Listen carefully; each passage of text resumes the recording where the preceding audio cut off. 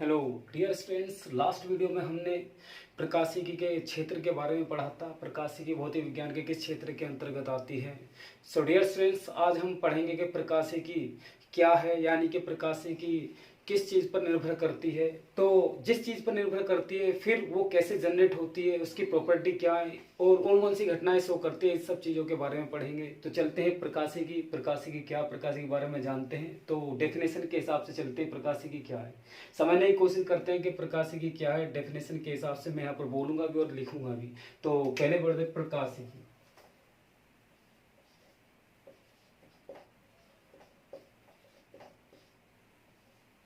जिसे इंग्लिश में ऑप्टिक्स कहते हैं। क्या बोलते हैं? ऑप्टिक्स बोलते हैं। इंग्लिश में क्या बोलते हैं? ऑप्टिक्स बोलते हैं। सो डियर स्टूडेंट्स, ऑप्टिक्स के बारे में जानते हो। ऑप्टिक्स क्या?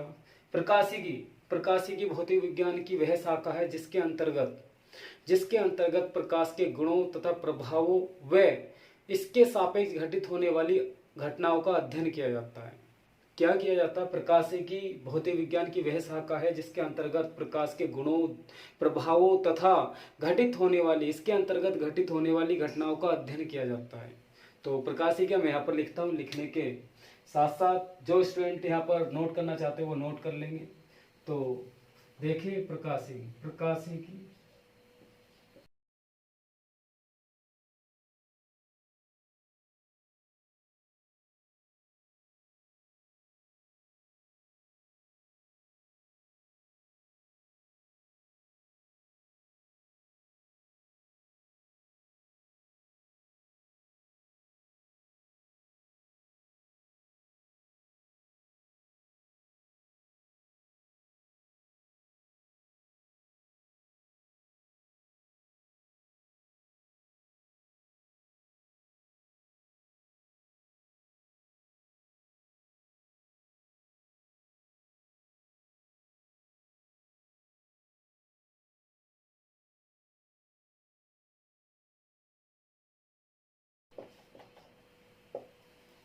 सो डियर स्टूडेंट्स, देखें अब प्रकाशिकी भौतिक विज्ञान की वह शाखा जिसके अंतर्गत प्रकाश के गुणों, प्रभावों व इसके सापेक्ष घटित होने वाली घटनाओं का अध्ययन किया जाता है।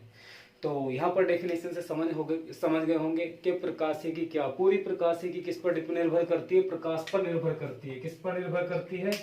प्रकाश पर निर्भर करती है।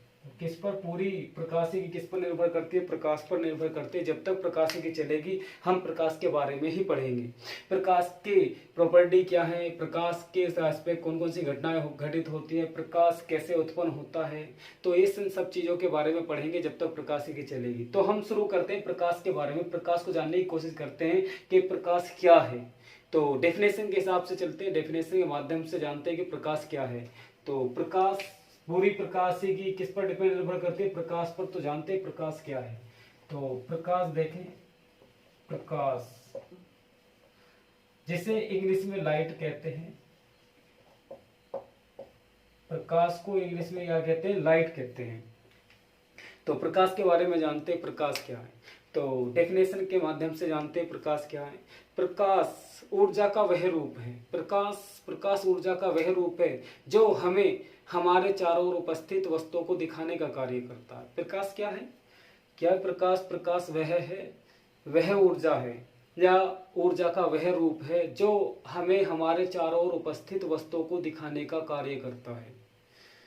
तो मैं यहाँ पर लिखता हूँ प्रकाश क्या? प्रकाश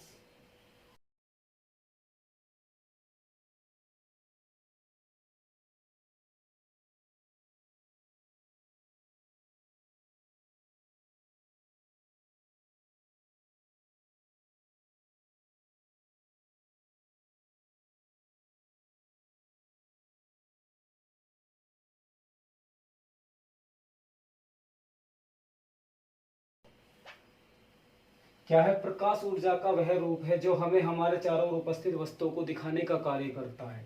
परंतु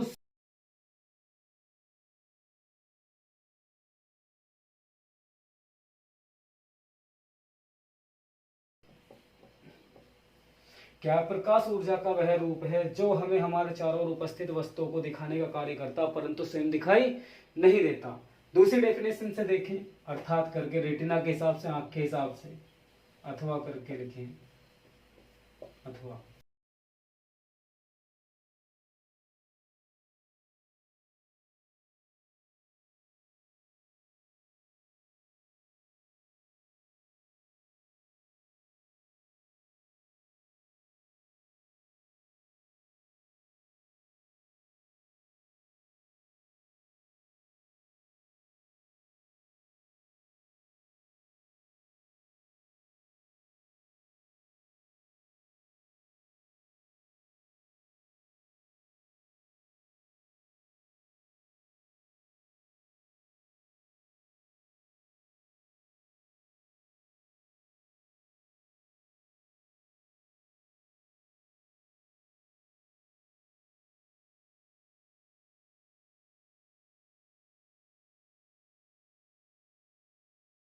नहीं देता।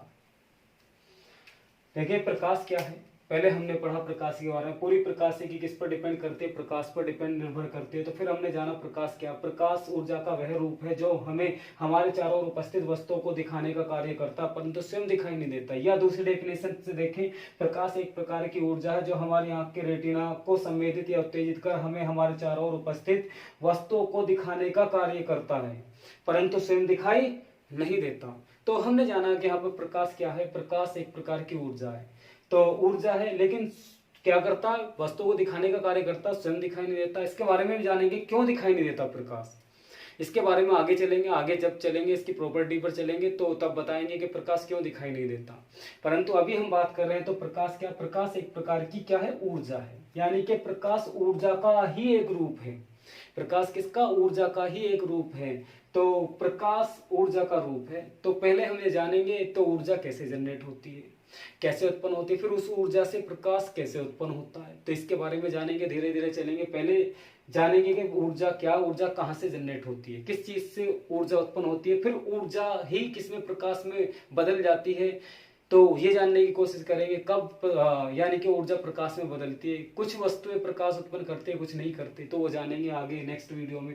तो हम पढ़ेंगे अभी क्या, ऊर्जा के बारे में, ऊर्जा के बारे में पढ़ेंगे। तो हमने प्रकाश को पढ़ा, प्रकाश क्या है, प्रकाश ऊर्जा है, ऊर्जा का ही एक रूप है।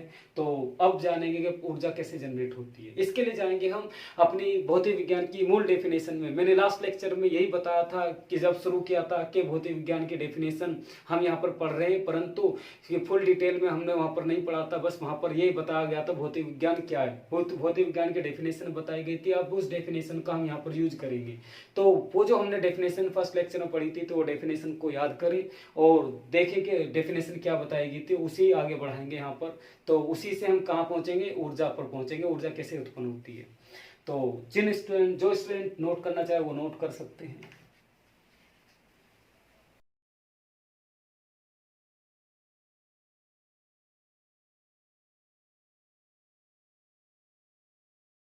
अब देखें भौतिक विज्ञान के डेफिनेशन पर चलते हैं। मैंने डेफिनेशन बताई थी भौतिक विज्ञान की कि भौतिक विज्ञान विज्ञान की वह शाखा है जिसके अंतर्गत द्रव्य तथा ऊर्जा के विभिन्न स्वरूपों के बीच होने वाली अन्योन्य क्रियाओं का अध्ययन किया जाता है। तो हमने ये डेफिनेशन पढ़ी थी। हमने उस डेफिनेशन में पढ़ा था द्रव्य तथा ऊर्जा। मैं यहाँ पर लिख रहा हूँ एक बार फिर भौतिक विज्ञान की डेफिनेशन। तो क्या होता है भौतिक विज्ञान,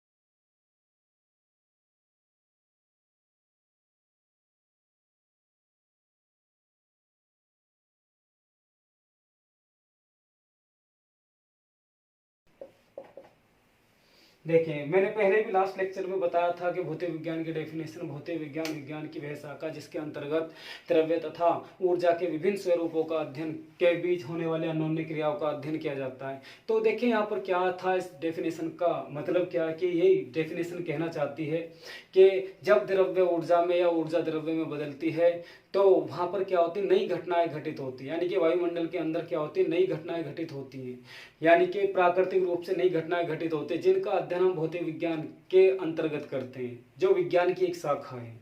जो विज्ञान की एक शाखा है, यानी कि भौतिक विज्ञान की एक अलग डेफिनेशन भी आती है। प्रकृति के हिसाब से प्राकृतिक रूप से एक डेफिनेशन है।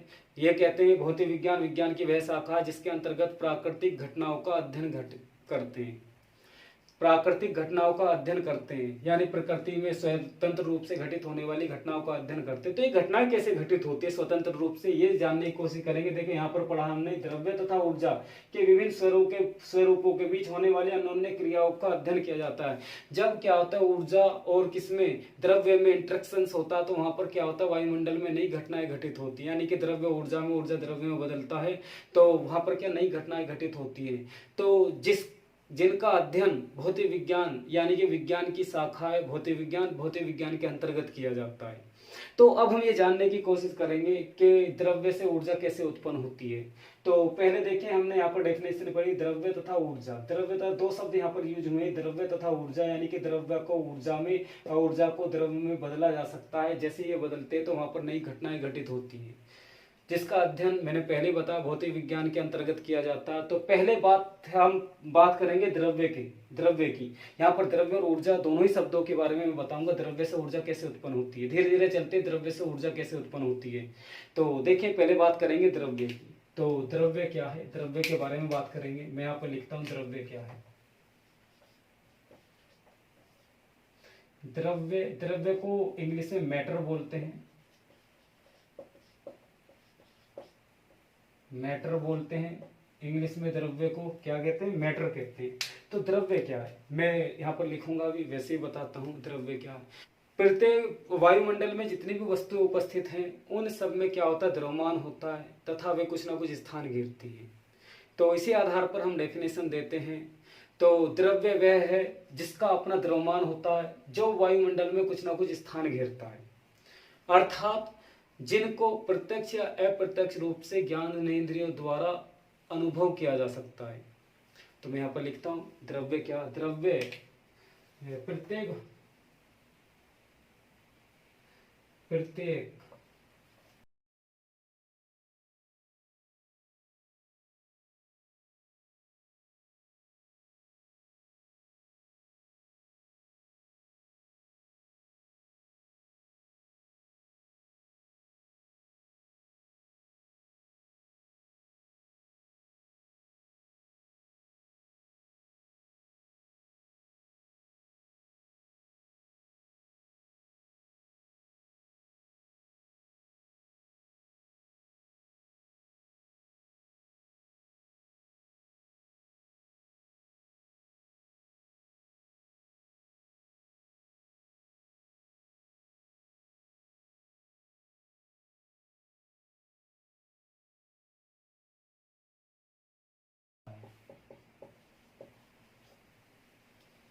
देखें द्रव्य क्या, प्रत्येक वस्तु में द्रव्यमान होता है जो वायुमंडल में कुछ ना कुछ स्थान अवश्य घेरता है, अर्थात जिसको प्रत्यक्ष या अप्रत्यक्ष रूप से ज्ञानेंद्र द्वारा अनुभव किया जा सकता है। क्या कहलाता है, द्रव्य कहलाता है।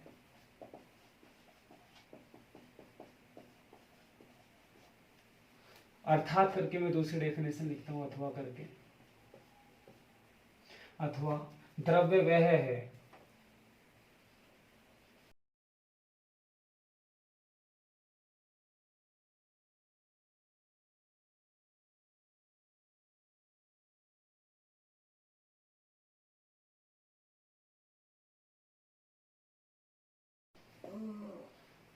द्रव्य वह है जिसका अपना द्रव्यमान या भार होता है तथा जो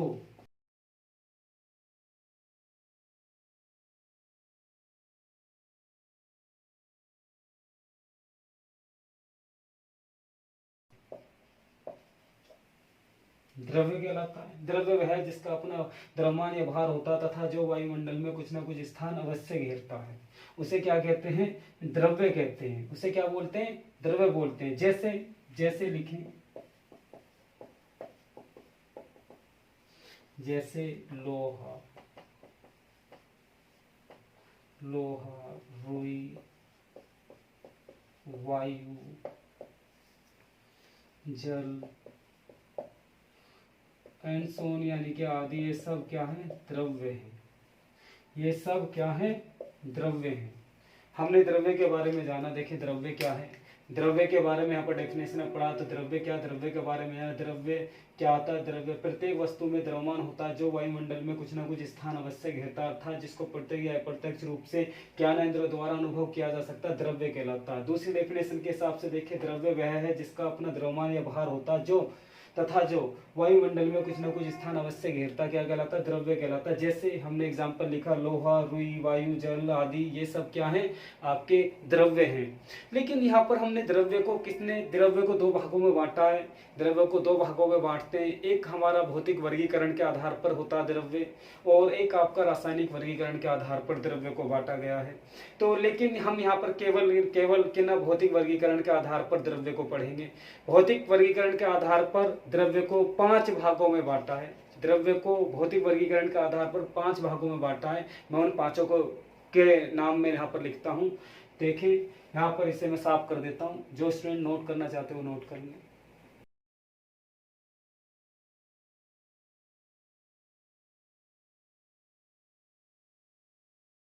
देखिए भौतिक वर्गीकरण के आधार पर हमने द्रव्य को 5 भागों में बांटा है। तो द्रव्य भौतिक वर्गीकरण के आधार पर द्रव्य 5 भागों में हमने द्रव्य को बांटा है। यहाँ पर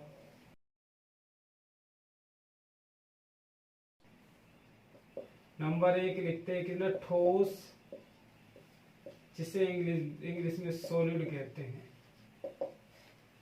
नंबर 2 आता है द्रव, लिक्विड कहते हैं इंग्लिश में। नंबर 3 पर आता है आपका गैस, इंग्लिश में गैस ही बोलते हैं। नंबर 4 पर आता है आपका प्लाज्मा, इंग्लिश में प्लाज्मा ही बोलते हैं, प्लाज्मा। नंबर 5 आता है आपका बोस-आइंस्टीन,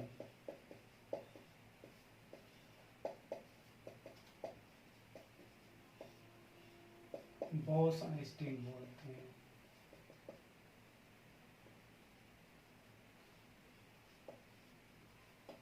बोस-आइंस्टीन, ये 5 भाग हैं द्रव्य के भौतिक वर्गीकरण के आधार पर। द्रव्य को 5 भागों में बांटा है, लेकिन 2 भागों का हम अपनी लाइफ में यूज नहीं करते।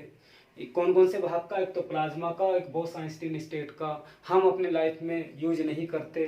तो द्रव्य को हम 3 स्टेट में, जो हमने द्रव्य को भौतिक वर्गीकरण के आधार पर बांटा है 5 वर्गों में, ठोस, द्रव तथा गैस तथा प्लाज्मा, बोस-आइंस्टीन स्टेट।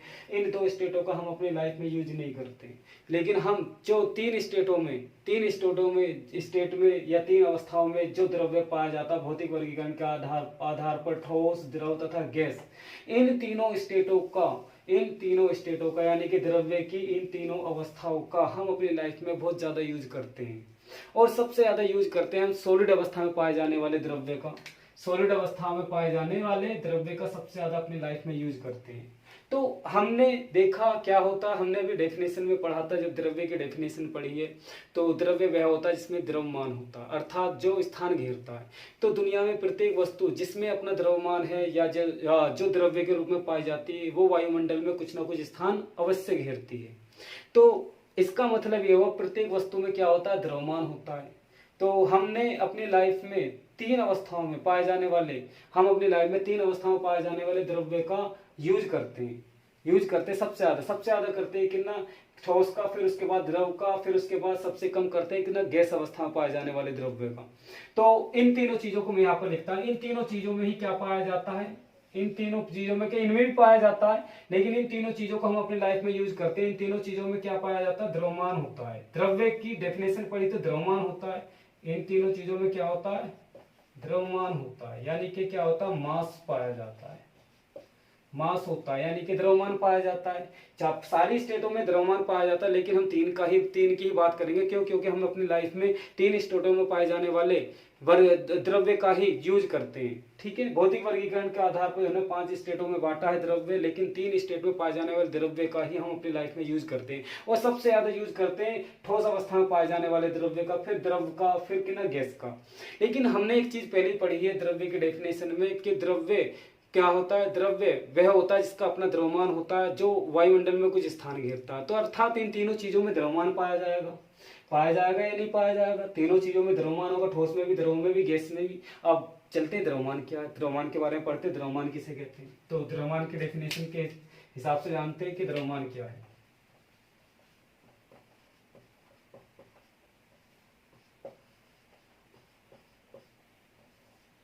द्रव्यमान यानी कि मास क्या है।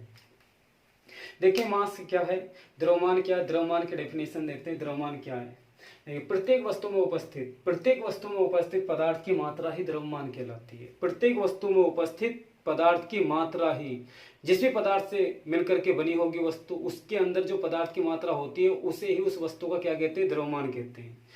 तो देखिए मैं यहाँ पर लिखता हूँ, वैसे मैंने बता दिया लेकिन फिर यहाँ पर लिखता हूँ। तो द्रव्यमान क्या, प्रत्येक वस्तु में उपस्थित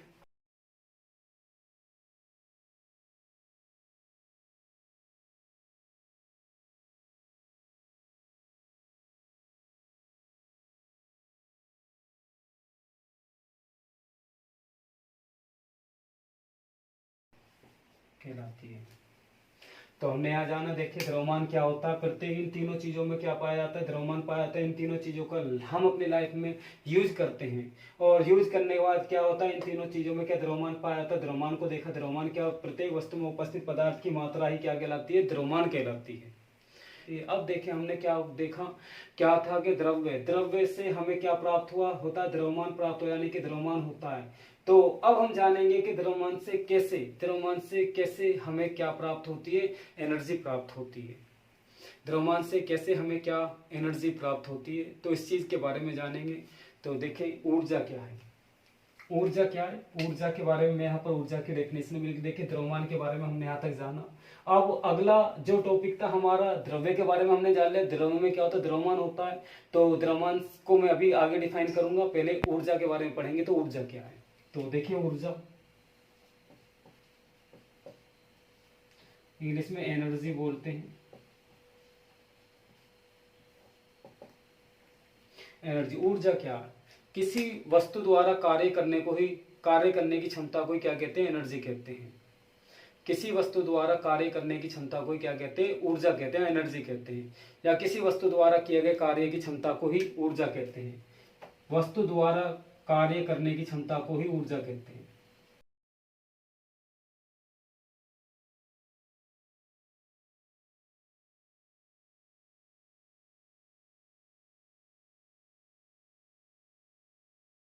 ऊर्जा कहते हैं वस्तु द्वारा कार्य करने की क्षमता को ही ऊर्जा कहते हैं। ऊर्जा के विभिन्न रूप होते हैं, जैसे ऊर्जा उष्मा के रूप में मिलती है। जैसे ऊर्जा क्या मिलती है हमें, ऊर्जा अभी मैं डेफिनेशन के हिसाब से मैंने बताया, लेकिन इसके एग्जांपल दे दूं। ऊर्जा क्या होती है, ऊर्जा क्या होती है, उष्मा के रूप में ऊर्जा मिलती है, प्रकाश के रूप में ऊर्जा मिलती है, किरण आपकी गतिज ऊर्जा के रूप में ऊर्जा मिलती है, स्थितिज ऊर्जा के रूप में ऊर्जा मिलती है। कोमा लगा के लिखें, गतिज ऊर्जा के रूप में ऊर्जा मिलती है, गतिज ऊर्जा होती है ऊर्जा के रूप में, स्थितिज ऊर्जा के रूप में होती है ऊर्जा। ठीक है, आपका एंड सो ऑन और भी ऊर्जाएं, चुंबकीय ऊर्जा होती है, यांत्रिक ऊर्जा होती है, एंड सो ऑन आदि में मैं यहाँ पर लिख रहा हूँ। तो ये ऊर्जा के रूप है, विभिन्न रूप है, ऊर्जा इन रूपों में मिलती है। ऊर्जा प्रकाश के रूप में भी मिलती है, देखिए ध्यान से। अब हम ऊर्जा से ही प्रकाश उत्पन्न करेंगे, प्रकाश के बारे में जानेंगे। देखिए ऊर्जा से ही क्या मिलता है, हमें प्रकाश मिलता है। तो पहले बात करेंगे, पहले हमने बात की है द्रव्यमान की। द्रव्यमान प्रत्येक वस्तु में क्या होता है, द्रव्यमान होता है। द्रव्यमान कैसे ऊर्जा में बदलता है, फिर ऊर्जा कैसे प्रकाश में बदलती है, इस चीज पर हम यहाँ पर पहुंचेंगे। तो पहले देखें, हमने द्रव्यमान को पढ़ा, फिर ऊर्जा को पढ़ा। ऊर्जा वस्तु द्वारा कार्य करने की क्षमता को क्या कहते हैं, ऊर्जा कहते हैं। अब देखें, अब मैं बेसिक डेफिनेशन, बेसिक एग्जांपल लेता हूं, अपने थ्रू एग्जांपल लेता हूं। देखें, जब हम क्या करते हैं, भोजन करते हैं। जैसे हम भोजन करते हैं तो भोजन करने से हमें क्या मिलती है, ऊर्जा मिलती है। हम कहते हैं कि हमें क्या मिलती है, ऊर्जा मिलती है। तो ऊर्जा किससे मिली, हमें भोजन करने से मिली। अब हम भोजन करते हैं तो जो भी हम भोजन करते हैं वो किसके रूप में करते हैं, द्रव्यमान के रूप में करते हैं। करते नहीं करते हैं।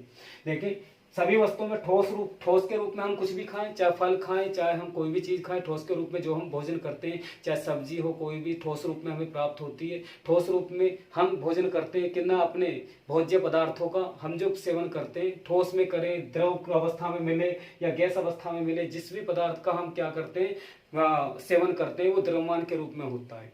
किसके रूप में होता है? द्रव्यमान के रूप में होता है। जैसे द्रव्यमान क्या होता है? ब्रेक होता है। अब हमें एकदम से तो एनर्जी मिलेगी नहीं, हमने भोजन किया एकदम से एनर्जी मिलेगी, तो धीरे धीरे एनर्जी प्राप्त होती है। वो एनर्जी कैसे प्राप्त होती है? जो हमने जिस मास का हमने सेवन किया था, यानी जिस द्रव्यमान का हमने सेवन किया था, वो द्रव्यमान धीरे धीरे क्या होता है? सूक्ष्म कणों में ब्रेक होता है। वो धीरे धीरे क्या होता है? ब्रेक होता है। जिन पार्टिकलों से, जिस पदार्थ से वो मिलकर के बना था, वो पार्टिकल उस मास से क्या होते हैं? दूर हटते हैं।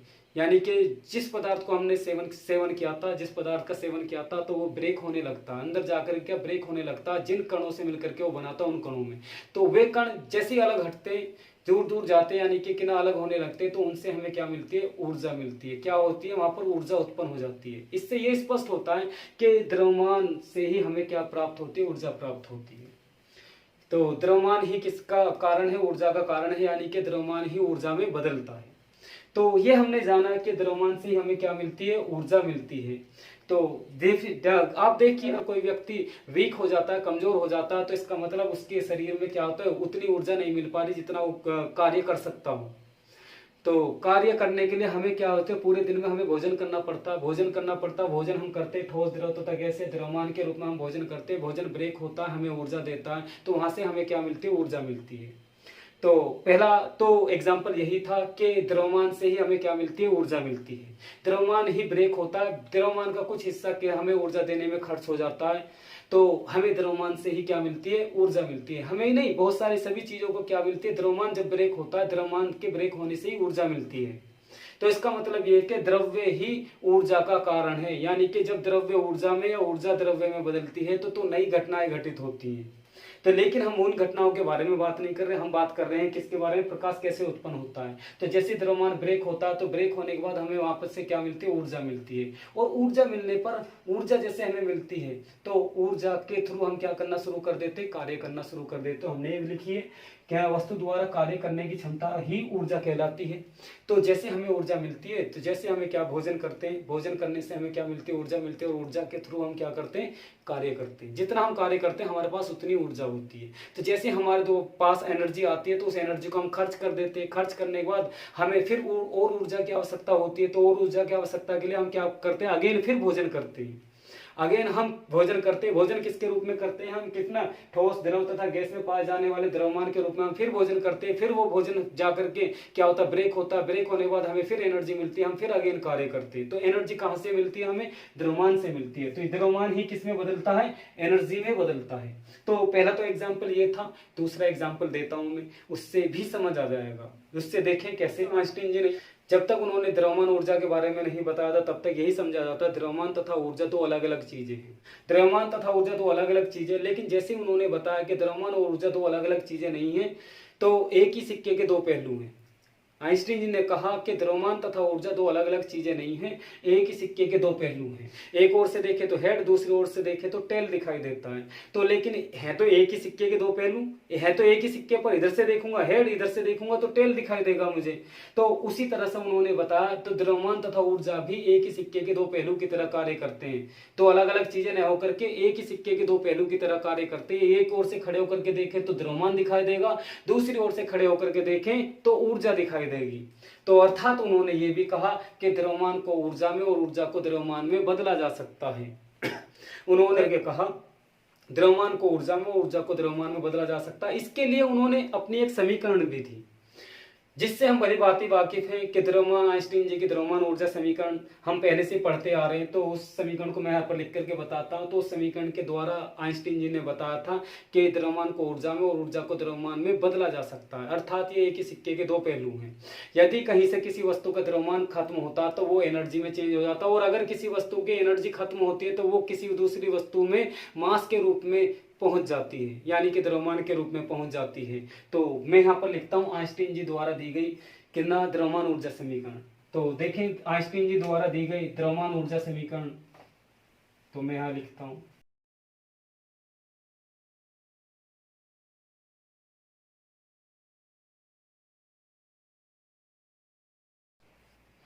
आइंस्टीन द्रव्यमान ऊर्जा समीकरण कौन सी समीकरण है? E बराबर mc स्क्वायर, इससे हम पहले से ही वाकिफ हैं। ये द्रव्यमान ऊर्जा समीकरण कहलाते हैं। ये किसने दी थी? आइंस्टीन जी ने दी थी। और इस समीकरण के आधार पर ही उन्होंने बताया था कि द्रव्यमान को ऊर्जा में और ऊर्जा को द्रव्यमान में बदला जा सकता है। अर्थात कहीं किसी वस्तु का द्रव्यमान कम होता तो वो किस में बदल जाता है? ऊर्जा में बदल जाता है। जिससे सीधा सीधा स्पष्टीकरण यहाँ पर हमें मिलता है कि ऊर्जा उत्पन्न होती है किसके कारण? द्रव्यमान के कारण। यानी कि द्रव्यमान जब किसी वस्तु का कम होता है या डिक्रीज होता है द्रव्यमान, तो वो किस में बदल जाता है? उसका कुछ हिस्सा किसमें? द्रव्यमान में बदल जाता है, कि ऊर्जा में बदल जाता है। किस में बदल जाता है? ऊर्जा में बदल जाता है। तो ऊर्जा कहाँ से प्राप्त होती है? हमें वस्तुओं के द्रव्यमान से प्राप्त होती है। तो देखें यहाँ पर इस समीकरण से उन्होंने बताया था आइंस्टीन जी ने कि द्रव्यमान ऊर्जा समीकरण देकर के इस समीकरण के आधार पर के ऊर्जा को द्रव्यमान में, द्रव्यमान को ऊर्जा में बदला जा सकता है। जहां मैं सिंबल लिखता हूं, जहां E बराबर आपकी क्या ऊर्जा होती है, जिसे एनर्जी बोलते हैं। M बराबर क्या होता है? द्रव्यमान होता वस्तुओं का। और C बराबर होता है, C बराबर होता है प्रकाश की चाल। प्रकाश की चाल या फिर वेग, चाल या फिर क्या कह देते हैं? वेग कह देते हैं। तो जिसका मान कांस्टेंट होता है, जिसका मान क्या होता है? कांस्टेंट होता है। कितना? 3 × 10⁸ मीटर पर सेकेंड। किसमें होता है? वायु अथवा निर्वात में होता है। वायु अथवा निर्वात में।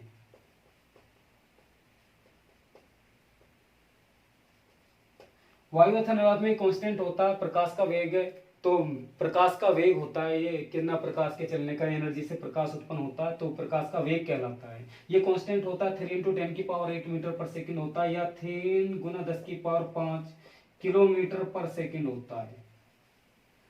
ये कांस्टेंट होता है। अगर ये कांस्टेंट है तो ये कांस्टेंट है, सी कांस्टेंट है, तो ई अनुक्रमानुपाती हो जाएगा कितने एम के? ई डायरेक्टली प्रोपोर्शनल हो जाएगा कितना एम का। तो इसका मतलब ये होता है एनर्जी को द्रव्यमान में, एनर्जी को मास में और मास को एनर्जी में बदला जा सकता है। तो इस समीकरण से स्पष्टीकरण मिलता है हमें कि यह द्रव्यमान को ऊर्जा में, ऊर्जा को द्रव्यमान में बदला जा सकता है। तो आइंस्टीन जी ने भी अपनी द्रव्यमान ऊर्जा समीकरण देकर के बताया। तो एनर्जी यानी कि द्रव्यमान तथा ऊर्जा दो अलग अलग चीजें नहीं है, एक ही सिक्के के दो पहलू की तरह कार्य करते। इधर से देखे तो हेड दिखाई देगा, इधर से देखे टेल। उसी प्रकार से इधर से देखे तो द्रव्यमान और दूसरी ओर से देखे तो ऊर्जा दिखाई देगी।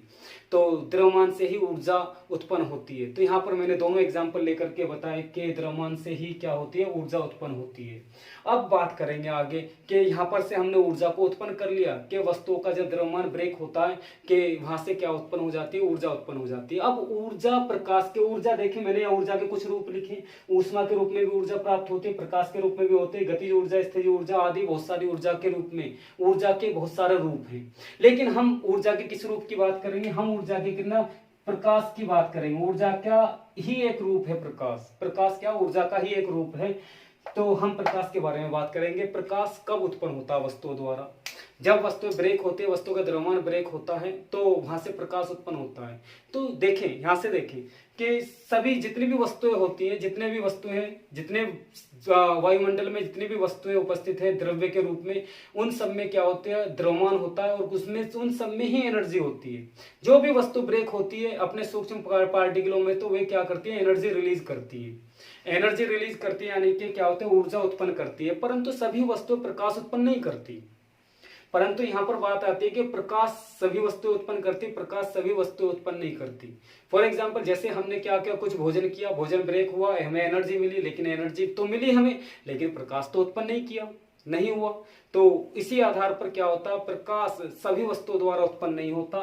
तो प्रकाश कौन सी वस्तुएं उत्पन्न करती है? यहाँ पर ये सबसे इंपॉर्टेंट प्रश्न है कि प्रकाश कौन सी वस्तुएं उत्पन्न करती है। अब मैं यहाँ पर बता दूं कि प्रकाश वही वस्तुएं उत्पन्न करती हैं, प्रकाश वही वस्तुएं उत्पन्न करती हैं जो जलती हैं, यानी कि बर्न होती है वायुमंडल में, जो जलती हैं। ऊर्जा तो सभी वस्तुएं उत्पन्न करेंगी, परंतु सभी वस्तुएं प्रकाश उत्पन्न नहीं करती। प्रकाश उत्पन्न वही वस्तुएं करती हैं जो बर्न होती है, जो जलती है। फॉर एग्जांपल मैं लेता हूं, जैसे मोमबत्ती हुआ, मोमबत्ती को जलाते तो क्या होता है? जैसे मोमबत्ती को बर्न करते तो जलाते तो वहां से प्रकाश उत्पन्न होता है। बल्ब को जलाते तो प्रकाश उत्पन्न होता है। सूर्य जल रहा है, सूर्य जल रहा है तो क्या होता है? प्रकाश उत्पन्न होता है सूर्य से। तो क्या होती है? जो वस्तुएं बर्न होती है, जो वस्तुएं जलती हैं, तो वही वस्तुएं क्या होती है? प्रकाश उत्पन्न करती हैं। तो यहाँ से देखा, हमने जाना, इस वीडियो के माध्यम से हमने जाना कि प्रकाशिकी क्या है, प्रकाशिकी के अंतर्गत क्या किसका अध्ययन करते, प्रकाश का अध्ययन करते, प्रकाश क्या ऊर्जा है, तो ऊर्जा कैसे उत्पन्न होती है, द्रव्यमान के द्वारा उत्पन्न होती है, द्रव्यमान से उत्पन्न होती है। तो लेकिन सभी वस्तुएं, जितनी भी द्रव्यमान, सभी वस्तुओं में द्रव्यमान पाया जाता है, परंतु सभी वस्तुएं क्या नहीं करती, प्रकाश उत्पन्न नहीं करती। वही वस्तुएं प्रकाश उत्पन्न करती है जो वस्तुएं वायुमंडल में भी जलती हैं, वे वस्तुएं क्या करती है, प्रकाश उत्पन्न करती है। यहां तक हमने पढ़ा। तो अभी हमने प्रकाश के बारे में जाना, प्रकाश कैसे उत्पन्न हुआ, परंतु अभी हमने ये नहीं जाना कि प्रकाश कैसे चलता है। जैसे हम बर्न करते हैं वस्तुओं को, तो क्या होता है कि वहां से क्या होती है, ऊर्जा उत्पन्न होती है। ऊर्जा किसके रूप में बाहर आती है, ऊष्मा के रूप में बाहर आती है। किसके रूप में, ऊष्मा के रूप में बाहर आती है। फिर वो ऊष्मा क्या होती है, फिर प्रकाश में बदल जाती है, प्रकाश में बदल जाती है। अब बात आती है तो प्रकाश कैसे चलता है, वायुमंडल में प्रकाश कैसे चलता है, इस चीज के बारे में बात करेंगे। प्रकाश कैसे चलता है, प्रकाश तरंग के रूप में चलता है, प्रकाश कण के रूप में चलता है। 3 रूपों में प्रकाश चलता है, या तो कण के रूप में, किरण के रूप में चल सकता है, या फिर प्रकाश किसके रूप में, तरंग के रूप में चल सकता है, या फिर प्रकाश कितने ऊर्जा के बंडलों अर्थात कण के रूप में चल सकता है। तो हम यहाँ पर पढ़ेंगे प्रकाश के बारे में आगे कि प्रकाश किस रूप में चलता है। वस्तु से प्रकाश उत्पन्न हुआ, होने के बाद ये वायुमंडल में किस तरह से ट्रेवल करता है, किरण के रूप में करता है, या फिर तरंग के रूप में करता है, या फिर क्या ऊर्जा के बंडलों अर्थात कण के रूप में करता है। तो आगे नेक्स्ट वीडियो में हम प्रकाश के गुणों के बारे में बात करेंगे, प्रकाश क्या की प्रॉपर्टी क्या है। तो तब तक के लिए ओके।